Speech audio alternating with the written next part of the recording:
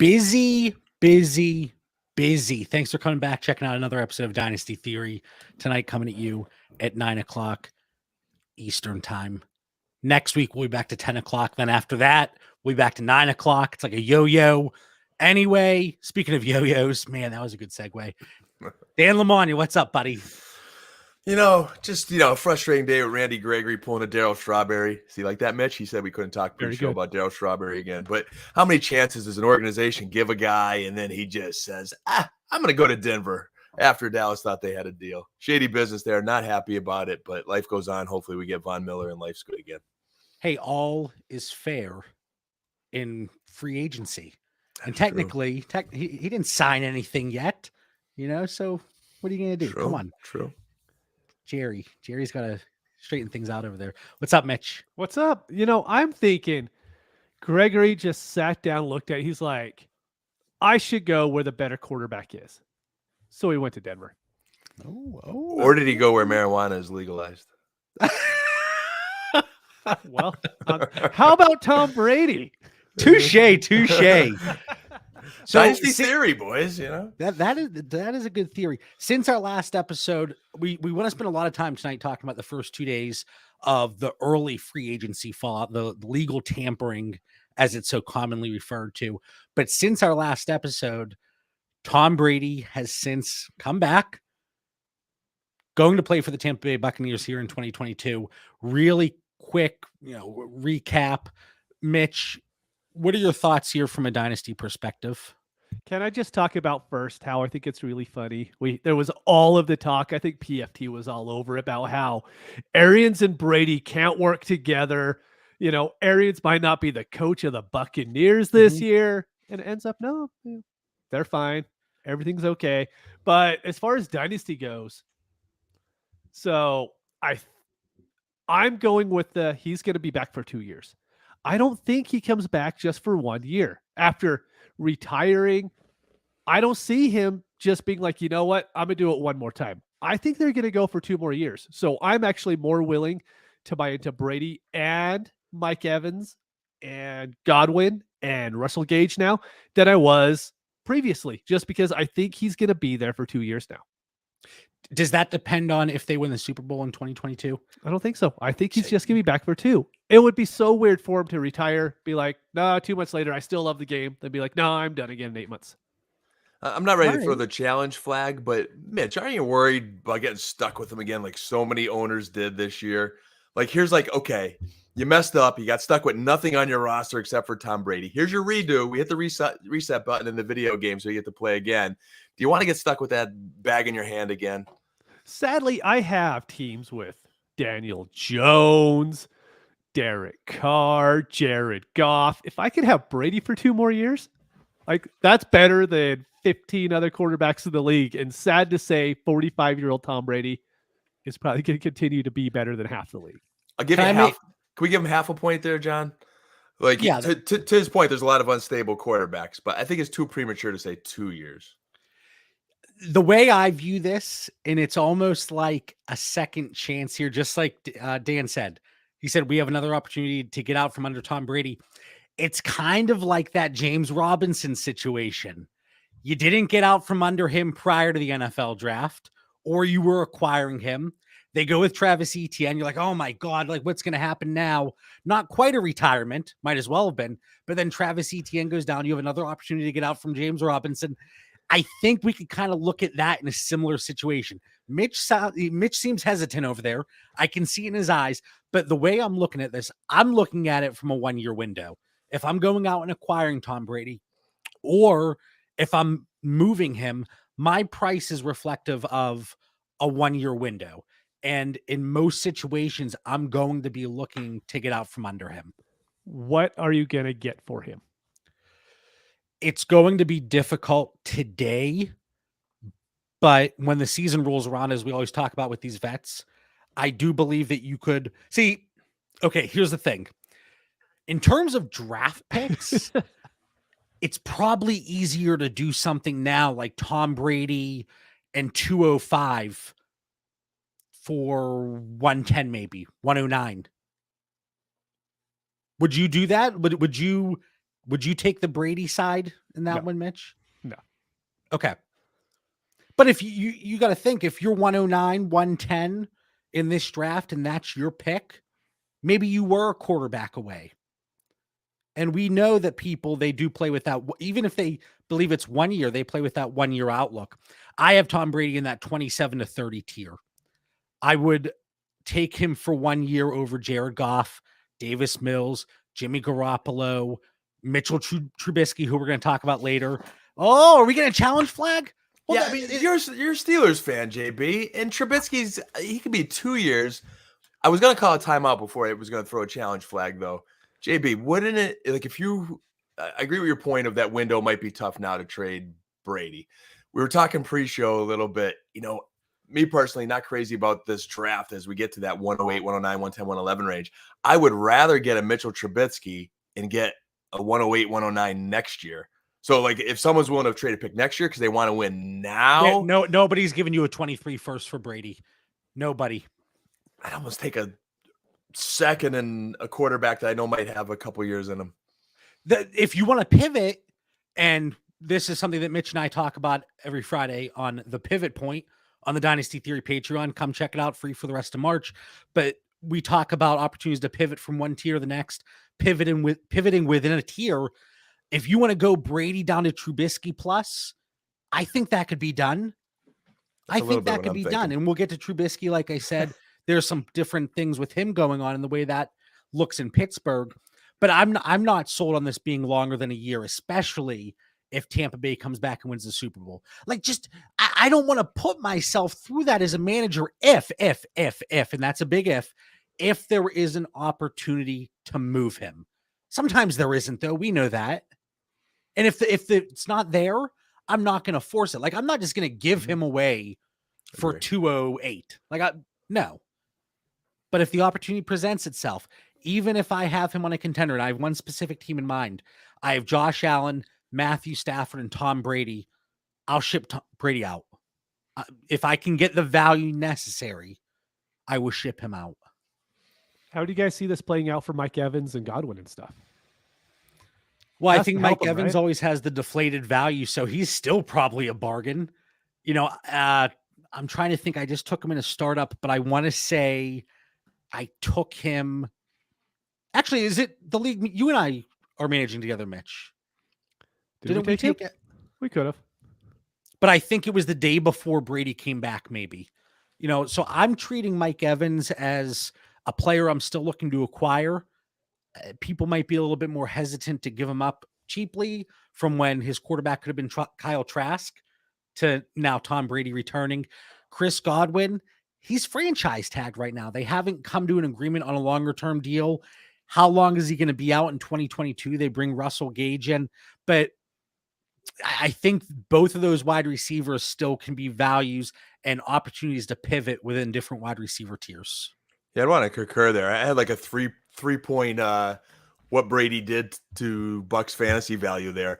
To the players, I think John's right. Like, I think they just great pivot points. I think they retain their value that they had last year. I'd like to get Evans in the same place this year as I would last year. Godwin, obviously Godwin's coming off an injury, so you got to be a little bit patient.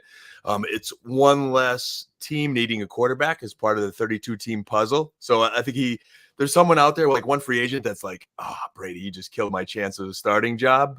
And I do think it helped the Tampa Bay Buccaneers employee retention rates.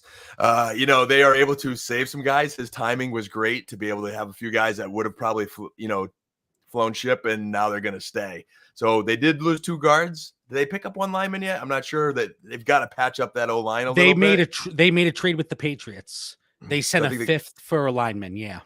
So one down, one to go because he lost two guards going into this. But getting Gage was a big signing. Mitch, I thought you were going to fill the air there. So I'm going through. I got Mike Evans at 901 in a startup, and I think it was wide receiver 30. I'll double check once one of you start rambling on about something, just so there's not too much dead air here. I thought you could see my eyes were down. Mitch is on mute. Mitch isn't even ready to go. Mitch, are you here tonight? Mitch isn't even, holy cow. we might need a hard reboot here. Hey, for Mitch. it's not my fault. The mic did it by itself. So I wasn't leaving you dead air. It's just the mic broke. But okay, let's say they take, I'm not even name a back. They take a running back in the 3rd round. They don't re-sign Fournette, and Ronald Jones is gone. Where would you put that running back? Top 20 in the NFL? Top 25? Unnamed rookie running back. Why do I feel like he's going somewhere with this, John Bauer? Really, it's just a random running back. How high are we going to put him in that offense just because Tom Brady is back there now? What round is he going 3. in the NFL? Round 3. At that point, I have to believe it's not Hall, it's not Spiller, it's not Walker, all of them going before the 3rd round in this situation. Yeah, and there's not a scenario. Maybe Brian Robinson, someone like that. Come on. Well, is there a scenario? I know I'm mad, JB. I'm mad, man. Like, is there a scenario with Bruce Arians and Tom Brady and borrowed time that they're letting Leonard Fournette and Ronald Jones go, and they're going to bring in some rookie to pass protect for Tom Brady? That is not happening. Leonard Fournette will be back. There's no way they're letting him go unless someone wants to pony up. But that market's not there for running backs. Well, I think we could see an opportunity where it's some musical chairs at the running back position. Fournette, Penny, Melvin. What if Melvin Gordon landed in Tampa Bay on a team-friendly deal? Give me a championship opportunity. Melvin Gordon's price, it's going to, even though he is 28 years old, turns 29, in April, right before the NFL draft. There's still gas in the tank. There is gas in the tank, and that's like a good landing spot. That's like a pivot from Randy Gregory to Von Miller. If they do lose an Uncle Lenny, they would have to pivot somewhere. I don't think it would be a rookie match unless they, have the draft capital to get someone legit. But I think the key here is it would be a great landing spot this year. But if I'm going to sit here and say Tom Brady, I think he's out after 1 year, I have to take that into account with the positional players. That includes incoming running backs. Okay. So neither of you answered, but that's cool. Keep going. Well, okay. So, Dan jumped in. I did answer. There was no scenario where that even happens. If it's the 3rd round and they take a Dameon Pierce, James Cook, Tyler Algier, not Aguilar, Dan, Rashad White, Zamir White, maybe. Oh my God, Mitch would be going nuts. I think they elevate themselves from a market value perspective back into the 1st. Is it warranted? I'm not going down that same path. Sounds like Keyshawn. I'll be damned. Say, didn't you guys learn? I'll be damned. I will not. I will not go down that same route.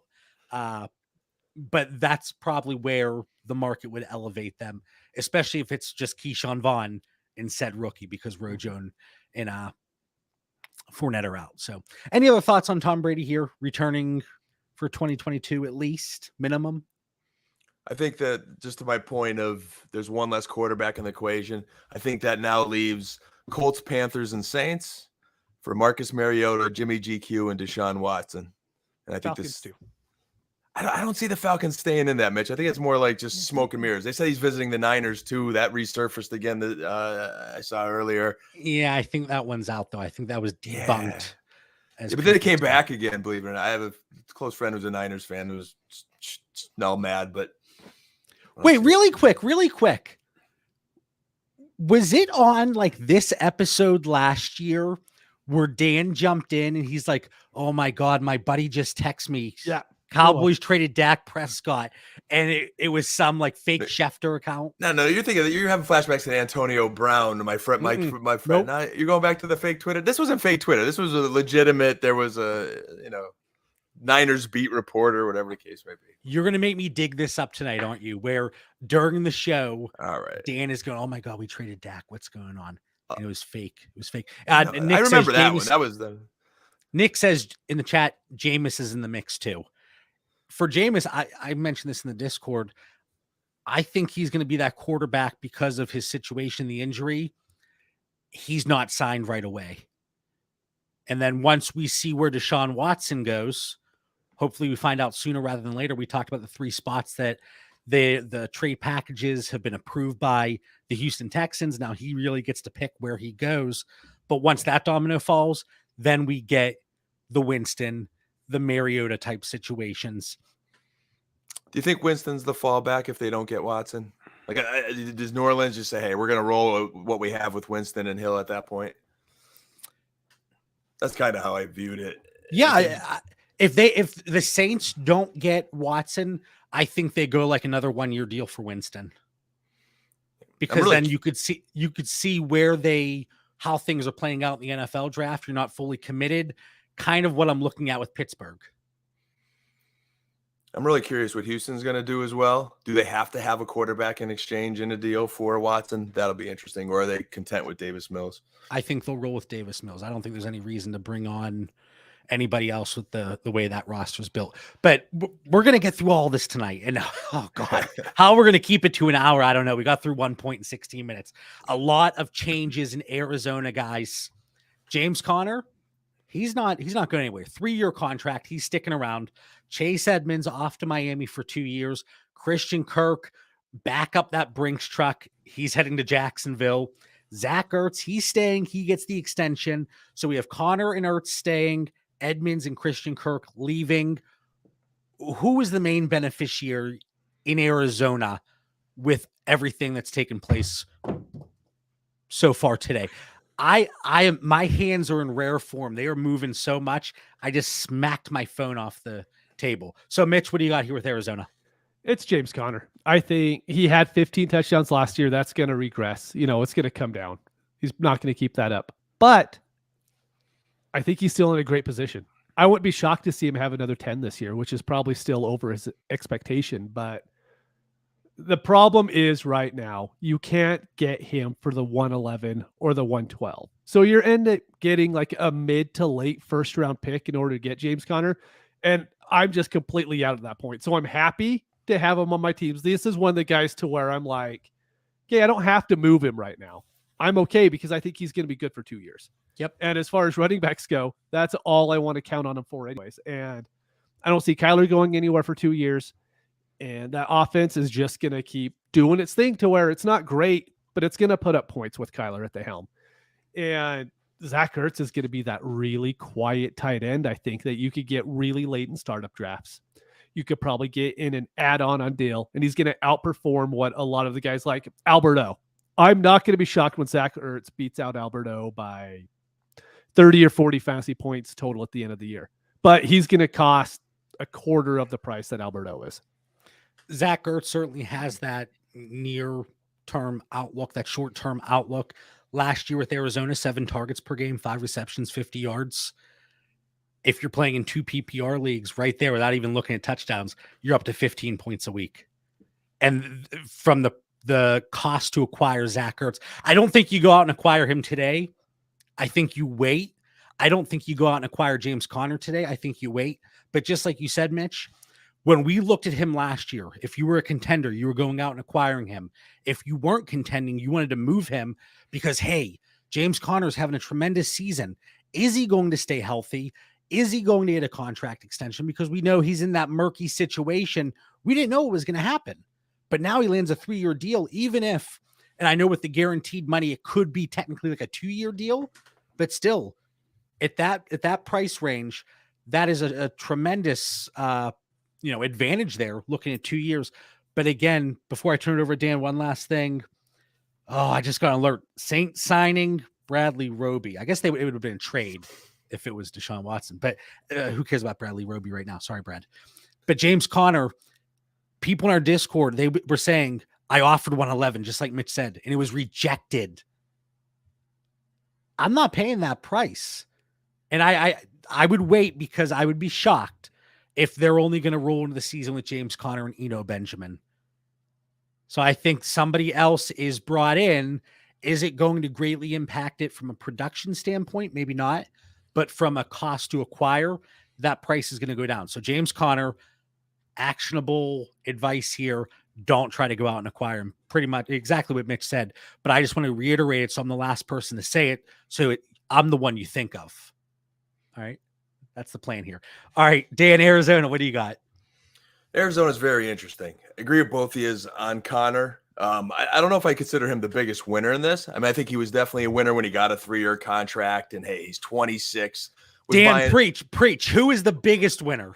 I was buying the biggest winner. I'm a little bit of, again, we got to watch to see what Arizona does moving forward, but I would lean Rondell Moore Boom, and done. That's it potentially right there.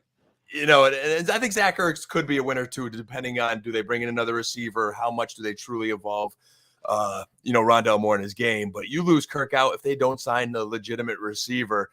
Man, AJ Green isn't getting any younger on one side. Nuke's not getting any younger on the other side. Although if he stays healthy, I think there's, some more production out of him. But it's got to be Rondell Moore. That year 2, they're going to invest in him. I'm not so much a Cards believer, but I think this was good for Rondell Moore today. Ertz, I think, maintains his relevancy that he had last year landing with the Cards. And I do think, JB, that they do bring in someone else with Connor. You do worry about health. It's just a matter of who that's going to be. Will they be as good as a Chase Edmonds? We'll see. But again, look at the name still. And I know people are not absolutely head over heels with the remaining free agents that are out there. And I think to an extent, we were so spoiled with the big trades that have gone down in the last week or so. Free agency is upon us, and everybody's like, yawning GIFs and all that stuff, or GIF for Mitch. But we're looking at the guys that are left: Fournette, Penny, Melvin Gordon, Patterson, even Sony or Ronald Jones. Ronald Jones wouldn't make sense in this situation. Just in Sony also, I think they would go more towards a pass catching role, even though James Conner did have 37 receptions last year. But there are players that are going to cap his upside. So don't pay that inflated price. But Rondell Moore, man, Dan, you hit the nail on the head. I don't like that Dan and I have been seeing eye to eye. It's happened a lot lately. It's really weird. Usually something in the air. We butt heads usually, but something's off here in 2022. 77% slot rate in 2021. The issue was Christian Kirk was at 79%, and Christian Kirk saw 300 more routes than Rondell Moore. Now, we're not going to talk about vacated targets because I know you go out and you earn those targets, but to get those targets, you better be on the field. And that's the biggest opportunity for Rondell Moore. Can he get something a little bit further down the field than a 1 yard average depth of target? Hopefully. And I see Corey in there. He's not happy we're talking about Rondell Moore. I know. But this is a nice opportunity for him as things stand now, heading into Wednesday here with free agency and prior to the NFL draft. I'm a disagree just because you two agreeing is weird and there has to be a voice of reason. Are you guys not concerned that the Kyler to Rondell down the field thing just has issues as far as a football perspective goes? You have a shorter QB throwing to a shorter wide receiver down the field. Is that something that we should actually worry about? Or do you think they could figure it out with more rollouts or stuff like that? I think we worry about it from the team perspective. We've got some questions about Arizona last year with Kyler, and the last 2 years, we've if you go back a couple episodes of Dynasty Theory, and we were talking about Arizona and how they tail off the end of every season.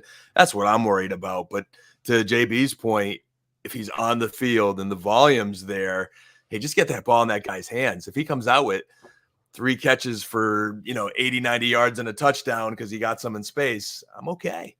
I'd be okay with that too, to be honest. Is this fair from a price range? Like, I'm not saying Rondell Moore, like I'm going out and paying some inflated price. And that's the thing. Once the perception changes on a player, the cost to acquire spikes. So I'm thrilled to have the shares I do. Am I actively going out and acquiring him today? No, but that's just kind of how I manage my Dynasty portfolio. One sec, Mitch, one sec. I see you ready to go. Is it fair to have him maybe mixed in or just above Lockett, Thielen, Tony, Boyd, Gabriel Davis? That's fine. But they're old veterans. How about this one? I know you said Gabriel Davis, but you said Lockett and he's dust. So Jameson Williams or Rondell Moore? Jameson Williams. You're jumping. Well, no, I'm saying he's around the 110, right? I think he's the name that you see towards the back of the first round that everybody knows who he is. So that's why I like bringing him up in cases like this, because Rondell Moore was going between the 110 and the 202 in most of our drafts last year. So I think even with this news, I don't know how much his value's even gone up compared to where it was last May. All right, well, let me whistle a different tune. If I can sell him for 110, buy Rondell. That's why I like the. Wait, you're going to buy Rondell? No, I'm saying buy. Buy Felicia, right? like Jamison Williams' ceiling, so that's what he definitely catapults him above Rondell Moore.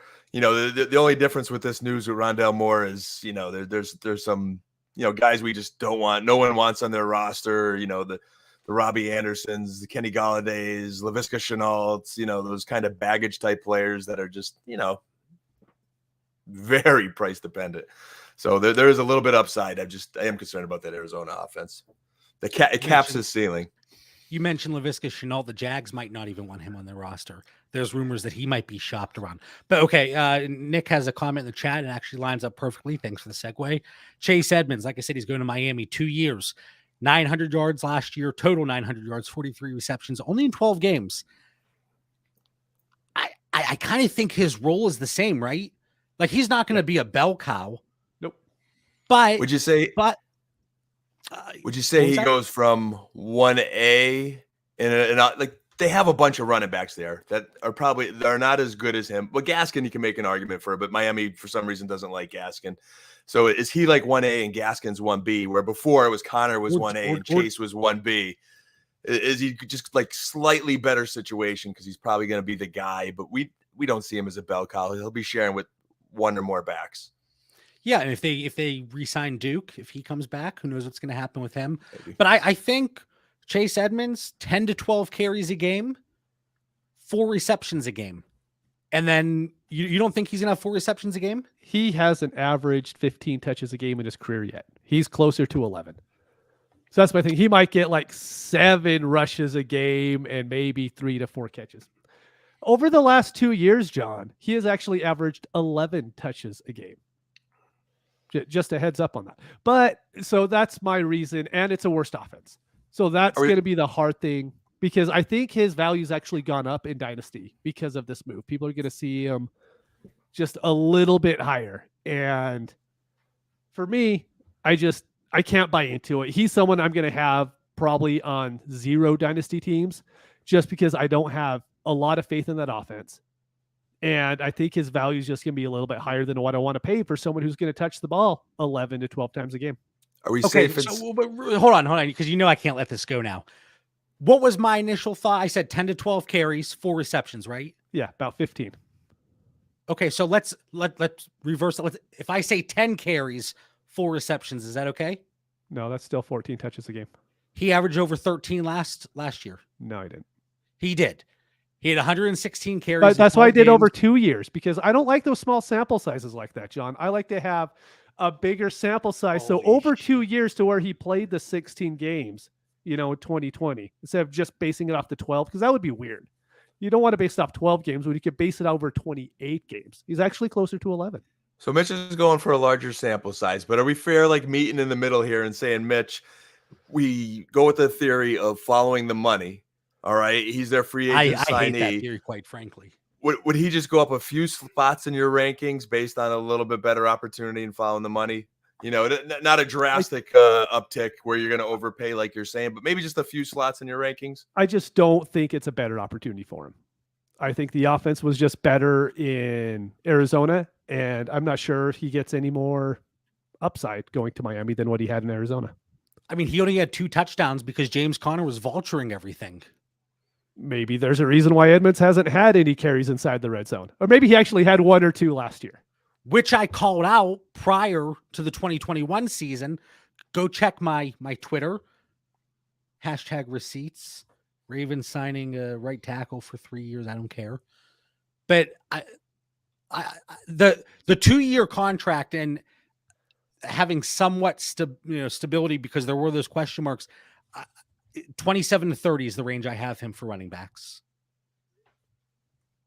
Am I off my rocker, Mitch? Because you seem to take exception to my Chase Edmonds analysis here. I think it was 27 to 30. If you would have said 13 touches a game, I would have been okay with it. But you went up to 14 or 15, and that was excessive. All right, listen, I will be issuing a formal apology during a press conference tomorrow. We'll make sure we correct that, bring it down from 14 or 15 to 13 touches. But still, give me 4 receptions a game. I'm okay with that. I'm not going out. I can't even get my glasses back on. I'm starting to get frazzled. I'm not going out and offering a first for him. Okay. Sorry, if you see in the chat right now, someone from work, actually, they know that I'm streaming right now. They had a question. And so I had to help out my man Garrett, be like, hey, this is the password that you need right now.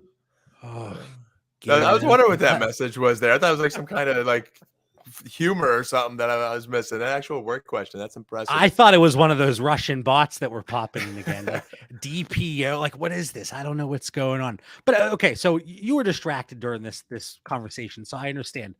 But Can we touch like, on I for tier wise, to give you a cross positional perspective, I have Tom Brady and Chase Edmonds in the same tier. To be honest with you,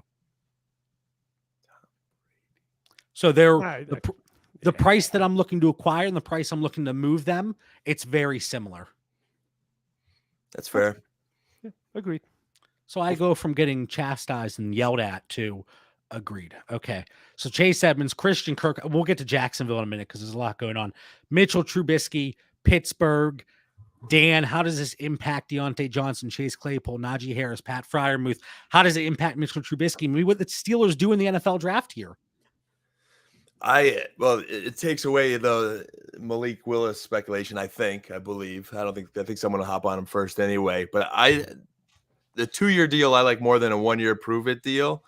And I have no faith, interest, belief, or reason to discuss Dwayne Haskins or Mason Rudolph. So I like the potential in this signing with my belief in the Pittsburgh Steelers, which I would think you would have, John, as a Steelers fan. But I'm going to have it for you today. That's okay. If the O-line improves some, they now got mobility at quarterback, and don't draft Willis like I mentioned, I think there's something here in that Steelers offense. I think Mitch, in a well-coached team that's got, a good history, I think he could be a very good fantasy contributor for the next couple of years.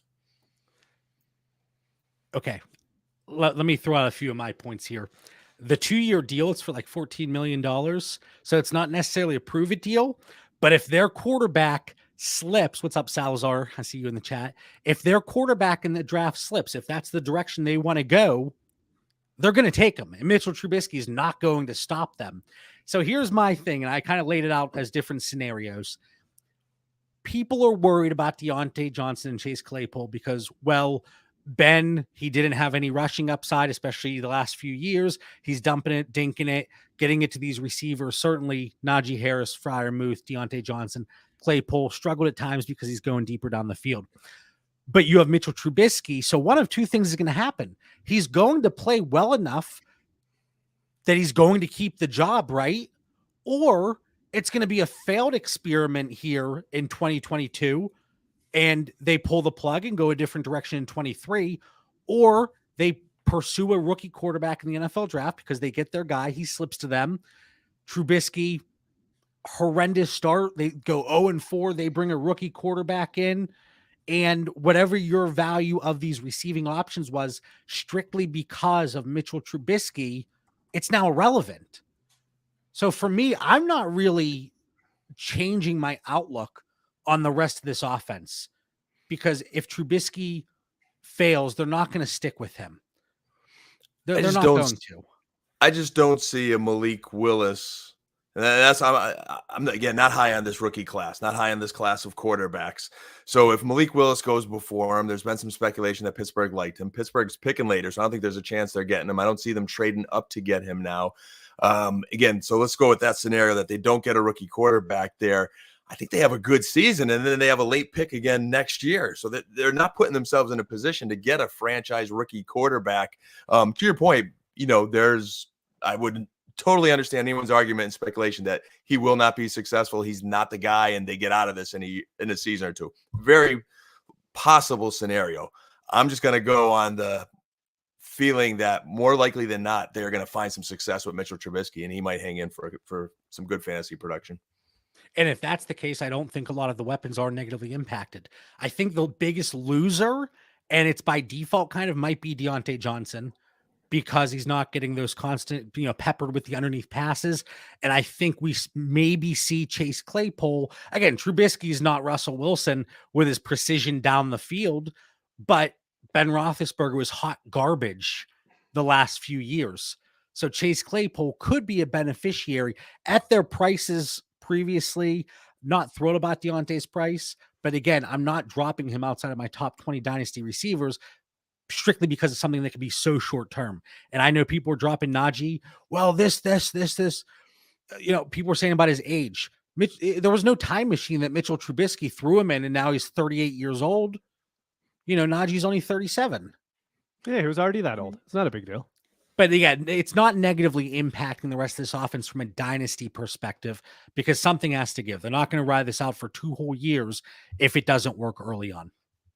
Yeah, Ben was ugly at times. I mean, there was no mobility. I'm giving him like a little bit of credit for just some veteran savvy and knowing the offense. But, I mean, boy, you're getting mobility now. If they improve the O-line, Najee Harris continues to grow, take some pressure off the pass game. I love Deontay Claypool and Freiermuth. I think there's a lot of potential there. Yeah, and the comment in the chat kind of gets me back to Dan's talking about following the money. You followed that money with Jonnu Smith, and not just you, but a lot of people did last year. So that's not salt on the wound there.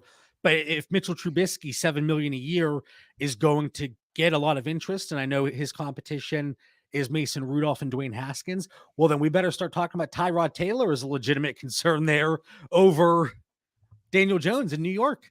He's getting, it's 2 years, $11 million, but not too far off. $3 million, chump change. And I agree with your point, JB. Following the money doesn't mean success. And I think Tyrod Taylor's signing is, hey, Daniel Jones has had some health issues and concerns, so we're going to protect ourselves. I'm saying following the money, and the Steelers are telling you what they're doing or what they're trying to do. No, I get it. It's just such a well-coached organization that I think they're a team that can make it work. Mitch, do you have any thoughts about Mitch? I was letting you guys go. I think you guys are doing great. Thank you. My only thing is sorry, happens every show, right? Almost made it. But Mitchell Trubisky is not a good quarterback. He just wasn't before, right? I know he was okay in DFS for a few spot starts. That's true. That's kind of why we started him. Horrible defense. You play him against that horrible defense. Maybe he could throw 3 or 4 touchdowns. I think he went to the Bills and people saw what Josh Allen did under Dable there. And they're assuming Mitchell Trubisky is somehow going to make the same jump that not the same, but make a jump like Josh Allen did. Right. I don't think Mitchell Trubisky is going to be a better quarterback at all. I just think he's going to be the exact same guy that he was. But I will agree that Deontay Johnson and Claypool are going to be okay. I really worry about Pat Freiermuth. I don't see him being able to make 4 fantasy relevant players in that offense. That defense is too good to where I don't think they're going to have to play a whole bunch of catch-up games to where I think there's going to be more of a ball control type of offense. And I don't see them feeding 4 guys like that. So Deontay could probably get his. Claypool can probably get his. Najee might have some more touchdown upside than what he had previously. But one of those guys is going to miss out. And my worry is it's going to be Freiermuth. But I think his price is a little bit inflated. I know people kind of have him in that 7 to 8 spot. So maybe from a season long perspective, he comes in at like 12 or 13. So probably not too big of a discrepancy between the actual production from tight end 8, but it removes that ceiling potentially. It's big in Dynasty. And I think that's it. I could see him maybe being like, well, by default, still probably like tight end 12 in startups next year. But yeah, I do think something has to give. I just don't think it's as catastrophic as people are making it out to be. So I thought Deontay Johnson was a sell before. One more question. Now it's like his price might be neutralized. All right, Dan, you're jumping to get in here. Let's go. What? Got good questions tonight, guys. Good questions. This is good analysis. But I'm wondering, Mitch, how much is the Chicago Bears versus Mitchell Trubisky? Is there something there with good coaching in Buffalo and good coaching in Pittsburgh that they saw enough to say, hey, this can work here? I mean, the Bears have been pretty bad for a while. How often have we in the fantasy community been very frustrated with the Chicago Bears offense and how they have utilized or not utilized players? Is there some hope there too? Has Pittsburgh had a good offense in the last 3 or 4 years? They've had a high volume offense. Yeah, it's high volume, a lot of passing, but I don't think it's going to. Matt Canada's there now, so that That's the weird thing is we don't know. Ben Roethlisberger was going to run whatever Ben wanted to do, right? Well, so what's Matt Canada going to do with Mitch Trubisky? I think that's, I don't know what he's going to do. That's the thing is we don't know what kind of offense he's going to run. I think the Steelers are in that transition period where their, potential Hall of Fame quarterback there was on the way out, and how do you replace that? So they're going through that transition. But the offense, I mean, I just look at what this team did with a quarterback that could barely, walk on the field, still was able to get production. Now you get a quarterback that can move and do some things, and you improve the line. I think there's potential to go up. But all good points. Steelers got for some Mitchell work to do. Trubisky, because we do want to get through a few more players tonight. For Mitchell Trubisky, our guy Matt Kyle's in the chat, is 202 about the best one could hope for in return for Trubisky? You guys are going to hate this. I turned down the 109 because it was right after the signing happened, and it was just a cold offer, 109 for Trubisky. So I was like, you know what? I could get an extra third out of this. So I counted the third, and it sat for 24 hours until about 3:00 today, and it got rejected with no counter. And I was like, can you send it back for just the 109? I'm going to give it a day. I don't want to do it immediately. Oh I'm going to give it a day. God. Right? 109. I feel a little sick, to be honest with you. I can't believe I would have broken my I got phone. a little greedy. You did. Yeah. If you're listening and you get off of the 109, you better be shipping him Don't off. counter. Yeah. I would honestly be happy moving him for the 204. And just like the comment in the chat from Chris, I moved Trubisky for a 24-second last week, hedging my bet on him. Still happy with it. That's it. I don't think it's a high-risk move to get rid of Mitchell Trubisky. Like, I don't think he's all of a sudden going to be a franchise quarterback. It kind of goes hand in hand with what we're talking about Tom Brady. Not that he couldn't be a franchise quarterback, but that 1 or 2 year outlook, I'm going to look to get out now.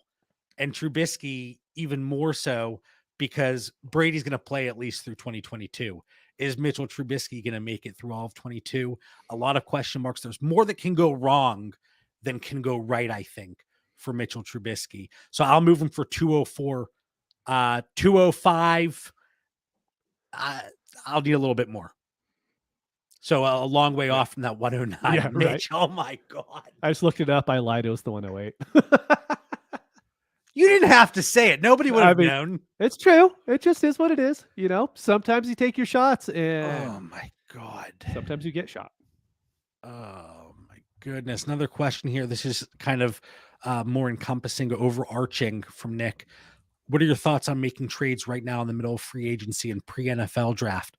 Are you hesitant or happy to do it? Oh, more than happy. I think now is a great time to get value spikes. If you're right on a player, this is where you can make your teams, to where August, all the redraft rankings are out. All of the stuff getting ready for DFS week 1 is out. All the best ball stuff is out. Right now, you could be ahead of 90% of your league mates if you're right on one player and you're able to get them at a lower cost. We talked about Marcus Mariota a few times. I think he starts somewhere to start the season. I would poke around. Most likely, if somebody has a Mariota type situation on their team, they're holding him to see where he goes. It was the same thing with Mitchell Trubisky, but then you have the opportunity to cash out on Trubisky. Some people chose to, some people chose not to. I'm not going to name names. I don't even think he was listening. Holy cow. I was talking about you, Mitch. Oh, you were? Sorry, I was drinking. Oh my gosh. But I talked about James Conner earlier. If you're moving him now after the initial round, the first wave there of the legal tampering and free agency, and they do bring somebody else in, there's going to be a value change. Whether or not it should be taken into account to a certain degree, that's another story. I did say this earlier, Nick. I think a lot of people are they're less willing to make a move, and they want to be reactive as opposed to proactive. Agreed. Because they don't want to be wrong. They'd rather pay a little bit more and make sure that situation is intact that they believe is going to happen than take that risk and be wrong. I would say 90% of the people are in that boat but most of the people that are tuning into Dynasty Theory week in and week out are absolute degenerates like us. And I don't think you're going to be as hesitant. I think that's an accurate statement. Okay. Really quick. I just want to add, I agree with everything. I love, this is good, but I want to give our listeners what they're asking here. So now is a great time to trade. Yeah, I've been active. I've gotten some Mariota. I've gotten some Trubisky. I think Jimmy Garoppolo is a guy to even potentially look at. But I think on the flip side, you also do want to be careful a little bit too. You know, like you don't go after, let's just say, hey, for some reason you like Myles Gaskin, then all of a sudden Chase Edmonds shows up there. Try to project ahead a little bit of who you're trading for and make sure you're not going to regret it on the flip side of it later. So great time, but be cautious. Yep. Yeah, I think that's a great point, Dan. All right. What are we, 46 minutes in? Dan, very quick thought here. Jaguars, Christian Kirk, Evan Ingram, Zay Jones. Is there any excitement there? I think this is a prime example of team dysfunction that spent $117 million, $500,000 on who? You know, Christian Kirk, he's, I thought that was a nice, addition, but we see some of the guys like Gallup and the other guys out there that are going at a better price. Yes, this does happen this time of year. They go with the guy, but then you compound that with Zay Jones and Evan Ingram, who we don't know could stay healthy. It just sounds like a New England from last year where he got some mild fantasy results. And I don't see how this is a big boom for the Jacksonville Jaguars. I'm personally excited. Evan Ingram, Doug Peterson offense. Who knows? I mean, I am an Evan Ingram apologist. I will be the first to admit. Just really quick, all I'm going to say is I expect this team to win 2 games again next year, and the GM will be gone, and who knows if Doug Peterson will even still be there. I think they're going to blow it up again in a year. Keep in mind, though, I know a lot of people are hyping up that Christian Kirk contract and really, mocking it. It is only $37 million guaranteed, though, out of all of it. So it's not as bad as it looks at first glance. Mitch, Jarvis Landry was released by Cleveland, 29-year-old, now free agent receiver. Where do you think he ends up? And do you care? I'm going to guess that it's going to go to a contending team. It would just make sense for him to go there more so than a team like Detroit.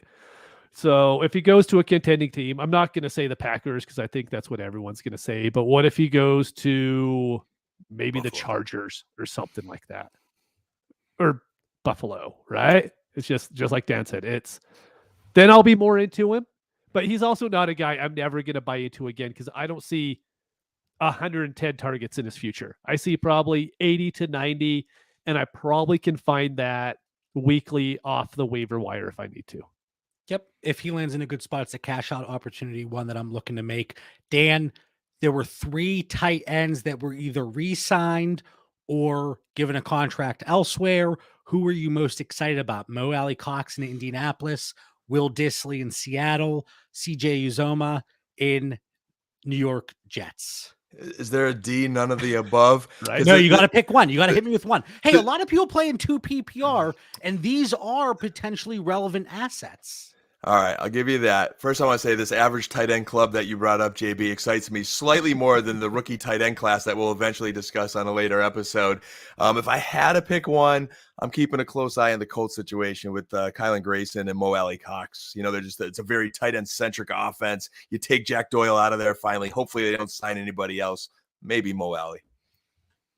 The one thing I will say with Will Dissly, if Noah Fant is not, if that 5th-year option is not exercised in Seattle, it could be the Dissly show. And he has shown glimpses when he's healthy. So I think out of that group, for me, it's Will Dissly that I'm most excited about. True life. That's because you liked him last year. No, I have Uzomah on, I have him 25% of my rosters. Mitch, he had many arguments over Everett and Dissly. You're like, this is the Dissly show. Hey, Mitch, and he still has 80% shares of Drew Lock on his rosters too, I think. I think there's some bias behind this Will Dissly pick. You're lucky that Matt in the chat, his daughter who plays fantasy football, is watching. I'm going to keep it clean for the crowd, okay? I'm going to keep it clean. You're lucky, Dan. So which of those tight ends, Mitch? You got to pick. You got to go Zuma. All going to be terrible. I'll go Dissly, I guess, but I don't want any of them. It's not for any good reason. Dan, DJ Shark, 1-year deal. Mitch, let's start with you. DJ All Shark, right. 1-year deal in Detroit. How do you feel about this? I think it's a good football move. It's a great football move. And the reason behind it is stated it in the Discord earlier. If he does have a good season and he leaves after this, the Lions will get a comp pick just to have a good wide receiver for a year. If he flames out, that's fine. This team's going to be horrible anyways. So I think it's just a really, really smart football move to get him on the team to where there's nobody else. Time and time again, it's been a short stint for this regime, but there hasn't really been a move where you're like, oh man, like I can't believe they did that. Like they aren't being mocked constantly on Twitter, that's a win for Detroit. So we don't get many. DJ Shark, like I said, I think it's a good football move. 17.1 yards for his average depth of target in 2021. If you look at the weapons that I know it's Jared Goff, but if you look at his weapons, his downfield threats, this is in decreasing order from highest A dot to the lowest, the top 7 guys, I think. Listen to this list of names: Josh Reynolds, Kadero Hodge, Geronimo Allison, Quintez Cephas, Khalif Raymond, Trinity Benson, and Tom Kennedy, who I'm pretty sure works at the Wendy's down the road here. Like that is a list of names. And people are like, why would they bring in DJ Shark? He's a deep threat. Horrible. Like Goff isn't going to look for him. Would you throw the ball to Tom Kennedy? I wouldn't. Like, what are you going to do here? So I think it's a good 1-year prove it deal. Good opportunity for him. I think the targets, I'm not saying he's going to go out there and be a wide receiver too, but if you're in a deeper league, a flex play, maybe somebody of interest. Agreed. You put him a flex play, backup player on your roster. He could help you now and then. Yeah. Cedric Wilson to Miami, 3 years. Dan, I got to bounce this over to you. 90% slot rate last year. Highest of all wide receivers with at least 50 targets. Maybe our man CeeDee Lamb can get back to the slot and Dak can develop that relationship that we saw at the beginning stages of 2021. How do you feel about Cedric in Miami? Don't get me going what's going on in Dallas, but for Miami, Cedric Wilson, like good luck with that. Like I just think he's an average player because he has gotten opportunities. And I think we talked about this in a past episode as well as we were breaking down like what's Dallas going to do when given the opportunity, when someone's been injured and he's gotten extra reps. He has that one, flash game. He just disappears. So I think for Miami, they'll get some help on special teams. They'll have 1 or 2 games out of Wilson during the year that he might catch our attention. But if you could get some kind of draft capital for him, move him. Would you do like, you're not going to get any type of second, but if you could do like Cedric Wilson and 301 for 208. Yep. Like just that minimal bump, but getting you, if like, depending on where your personal tier break is, maybe Cedric Wilson's a player again, a deeper league that you can just get that bump. So that's probably the move to make there. JD McKissick, 2 years, $7 million in Buffalo. It hurts our man Devin Singletary, Mitch, and you can't say it doesn't. I think it does hurt him a little bit. Okay. It doesn't. He's just not the show before, but I think it's just proof that they hated everybody behind Singletary, so they have to bring someone else in. That's a funny comment in the chat, but I'm not going to. Who is T. Kennedy? That's one way to word it. I think he comes in, but he doesn't. He's not going to take red zone work away from McKissick, away from Singletary. But I think it's going to hurt him if they're down and they have to throw. McKissick's going to be off the field, and Singletary isn't going to be in there anymore. And he was always on the field before because Zach Moss was horrible at pass blocking. And so I do think it's going to hurt him. I think people are going to overstate how much it's going to hurt him because I think Singletary is still going to be a flex play each week in Dynasty. That's what I was going to say. I have him. You're going to hate this, Mitch, but I have him a little bit below Edmonds for Dynasty purposes, to be honest with you. I know, because you love Edmonds. My biggest regret on this show is I missed your running back tier show back in August or July of last year.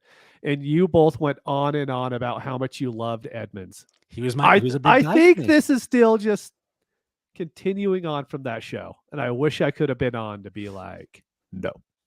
I said I have him the tier below. It's not a huge difference. But it does cap his upside, though. It does. 91 targets last year for Singletary, Moss, and Breida combined. McKissick in just 11 games had 53 in Washington. And we know that the size of the pie there in Buffalo for running back targets is smaller than what we saw in Washington. 32 target difference there. I'm making that up. McKissick had 123 receptions over the last 2 seasons, 91 targets for the Buffalo backs. That's where I made up 32 is coming from. But everybody stopped listening 10 minutes ago. Dan, Buffalo hasn't had a back that could catch like J.D. McKissick. And, I think this is a budget move for Washington. I wouldn't want to give up a McKissick, especially when you just got Carson Wentz. I think that would have been very beneficial to keep McKissick. But, hey, Washington, you do you. And for the Buffalo Bills, when you have Josh Allen, an explosive offense like that, Mitch is right. They don't like anyone else behind Singletary. I think Singletary worked his tail off into a role last year, and he was the best of what they had. But it does devalue him a bit, and McKissick's going to be nice in Buffalo. I think it helps Josh. It's just another weapon for Josh Allen.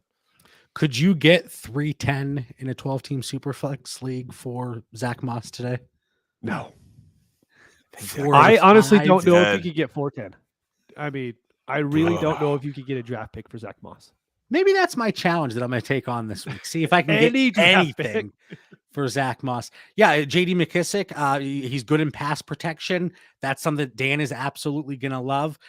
Nick in the chat, the motor, Devin Singletary, he will be fine. It caps his upside. So I don't think we're going to see those explosive games that we saw towards the tail end of the season. But I do, just like Mitch said, think he offers some flex appeal. James White, 2 years, $5 million in New England. I'm going to skip over him. Nobody cares. Yep. Russell Gage, Tampa Bay. We talked about him. Chris Godwin tore his ACL in week 15. This has to be seen as an upgrade for Russell Gage. Get out of Atlanta. Oh, of course. Yeah. That high-powered offense here. And I guarantee here tonight on Dynasty Theory that Russell Gage will not do jumping jacks through the end zone and leave the stadium on the Tampa Bay Buccaneers in a big game. I think they have solidified some stability now in their receiving core. They are back to a 3 wide receiver threat team and depth and enough footballs to go around. I like Gage, and I have him stashed away on a lot of rosters.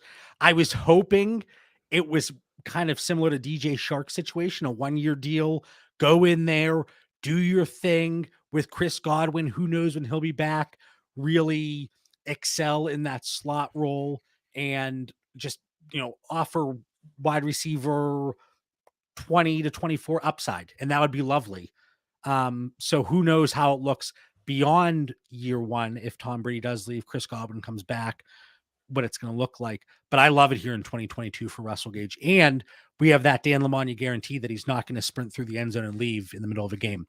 Deontay Foreman, Carolina. I have not seen the contract details. Don't care. I hate it. Do you think it has anything to do with Christian McCaffrey? Do you think this has anything to do with here's my issue. Christian McCaffrey is amazing because he catches the ball out of the backfield, right? It helps. This Carolina team is going to run between the tackles. I'm sorry. Their offensive line is horrible. I don't care who the quarterback is. Deontay Foreman isn't going to be a good running back in that offense because the offensive line can't block anybody. And that's not going to get fixed this year. So in my view, I don't care. I'm out.